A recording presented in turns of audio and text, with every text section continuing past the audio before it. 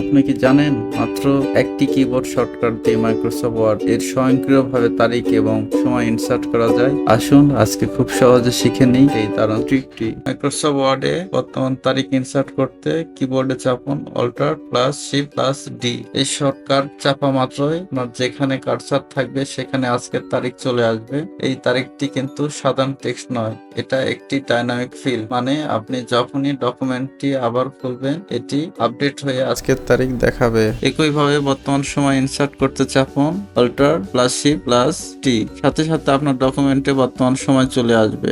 এটিও একটি dynamic field, তাই ডকুমেন্ট খোলার সময় এটি তখনকার সময় অনুযায়ী আপডেট হয়ে যাবে। আপনি চাইলে এই তারিখ ও সময়কে স্ট্যাটিক বানাতে পারেন। ফিল্ডের উপর রাইট বাটন ক্লিক করুন এবং আপডেট ফিল্ড অপশন বেছে নিন। এতে আপনি চাইলে ম্যানুয়াল তারিখ বা সময় ঠিক করে রাখতে পারেন। এই ছিল মাইক্রোসফট ওয়ার্ডের তারিখ ও সময় ইনসার্ট করার সহজ শর্টকাট। ভিডিওটি ভালো লাগলে অবশ্যই লাইক দিন, শেয়ার করুন আর আমাদের চ্যানেলটি সাবস্ক্রাইব করতে ভুলবেন না। ধন্যবাদ, দেখা হবে পরের টিউটোরিয়ালে।